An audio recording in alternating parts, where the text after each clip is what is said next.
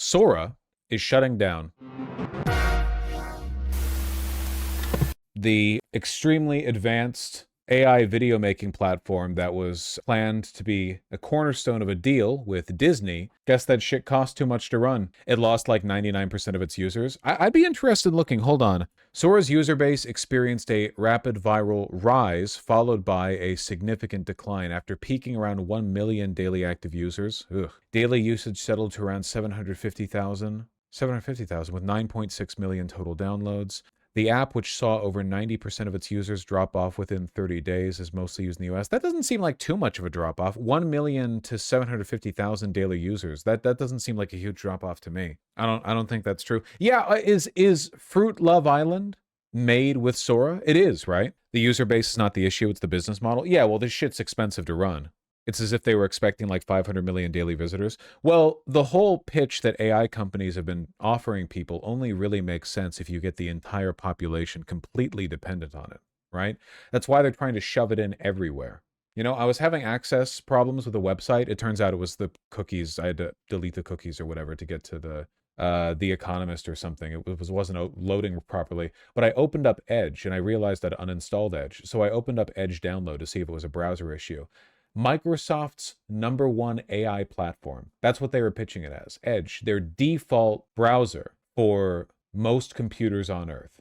First and foremost, what does it do for you? Well, it's AI powered. There's a fucking dedicated Copilot button on my keyboard. Just have to hit the goddamn Windows button. I just popped it up. What would you like to do first? How can Copilot help me write a first draft, create an image? Like the Cortana button before? Yeah. Thankfully, you can remap that key for now. Well, you can remap anything, right? Still, Sora shutting down is a huge deal. This is probably the single largest blow to, I guess, the universal propagation of AI that's happened yet. Is the bubble beginning to pop? The metaverse was shut down too after 80 billion with a B was spent. This is a little bit different. Well, it's actually exactly the same. The metaverse was the same as NFTs, which was the same as Bitcoin, which is the same as AI. All of them are vessels for speculative investment. That's it. They all do the exact same thing.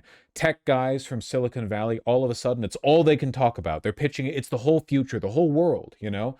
And at the end of the day, it's all a rug pull. They're all the same thing. They're going to do it again with something else in the future. The only thing that makes AI different, the only thing, is that its development happened to coincide with a mildly interesting new kind of technology for a text autocomplete. That's it. They developed an unfathomably expensive, inefficient, and data guzzling system that was essentially just an autocomplete function, and they were like, that's literally AI, like in the fucking movies, dog. We're gonna run to the markets with this. And they did, and then they made like $50 trillion.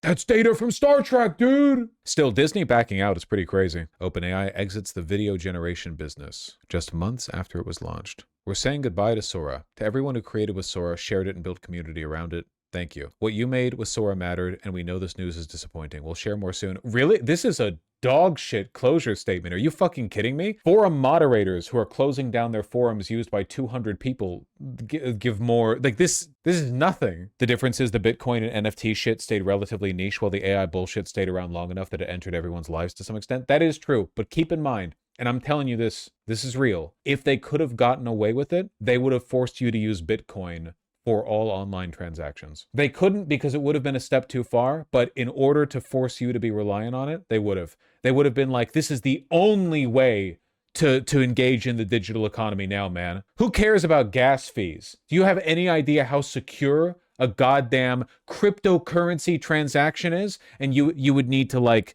transfer $100 into your crypto wallet, and then you'd have to use that to buy pizza or whatever. Interestingly, the head of NVIDIA is claiming they have made AGI. That is because Silicon Valley tech leaders are insane.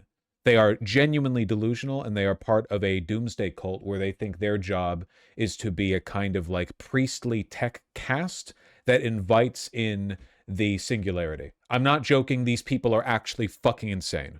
Tech priests, don't give them that. They haven't earned it. I'm not sure if a majority of those folks fit the description you just gave, but sure. No, I'm serious. There are articles on it. There are some really good write-up pieces on how, like, behind the scenes at their famed Silicon Valley peptide-snorting tech parties, these people, you know, chewing through their amino acids, they talk to each other, and they genuinely act like they're they act like they're Oppenheimer. They act like they're all the shepherds of a new era where a singularity, AGI is going to descend upon mankind and fundamentally rewrite reality.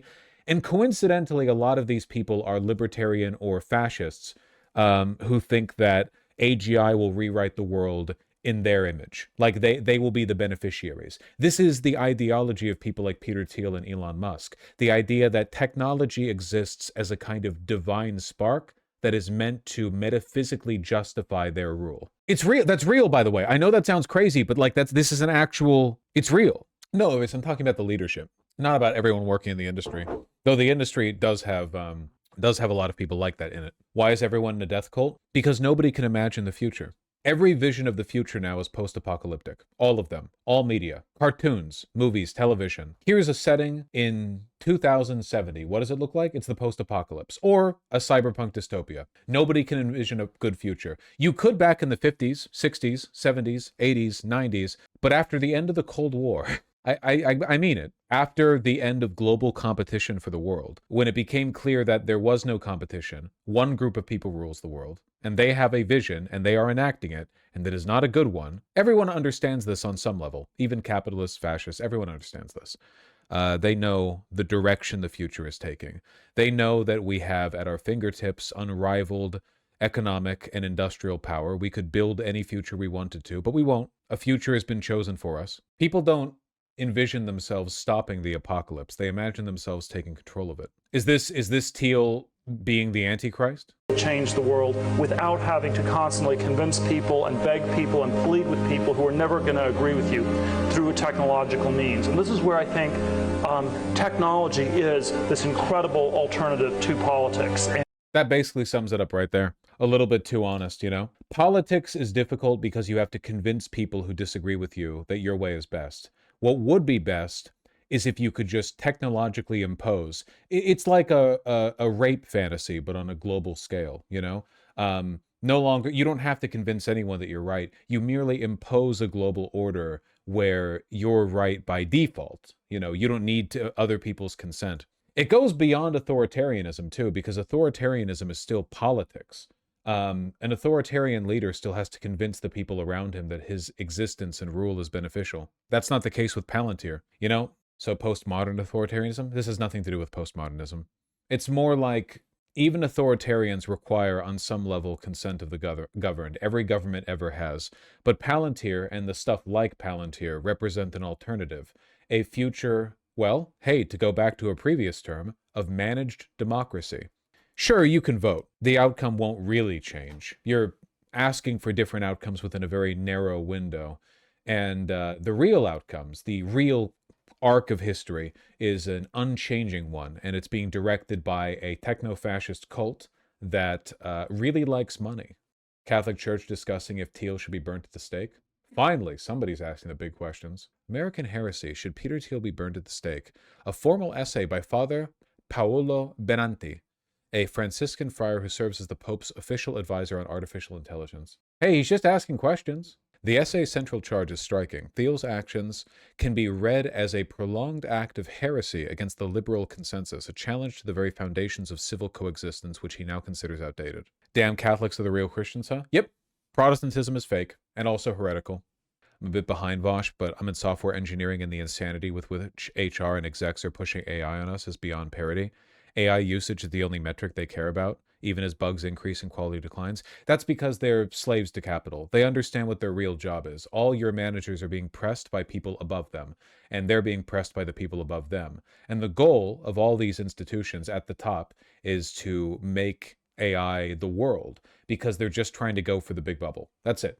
They know it's a bubble. They know it's going to pop. They know they're not doing anything. They know it's useless. They know it's not going to work. They're not trying to make it work.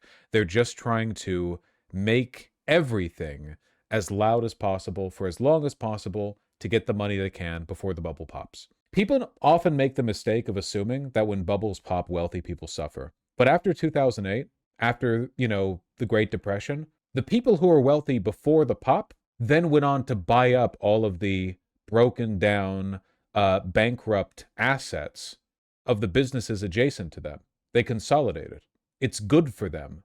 Like Epstein said while talking to Peter Thiel in his email With Peter Thiel, funnily enough, what's the difference between Thiel's and your own disillusionment with democracy? They're essentially incomparable. My disillusionment is that the political and media environment is so capital controlled that it's almost impossible to like open the Overton window to the point that it needs to be opened, that we're careening towards apocalyptic conditions faster than we can manage them, and there's no way to change it because the democratic apparatus has been deliberately hamstringed to prevent any kind of action from taking place. Thiel doesn't believe in humanity. He doesn't like democracy because he doesn't like people.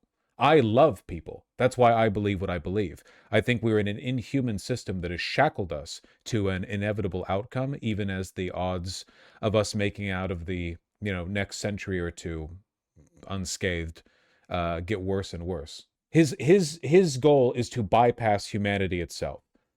Humanity is just a great big factory producing wealth and power for him. I believe we've been shackled to a system that is preventing us from acting quickly enough. Those are extremely vague things to use in a debate, though. Hates humanity. He does hate humanity.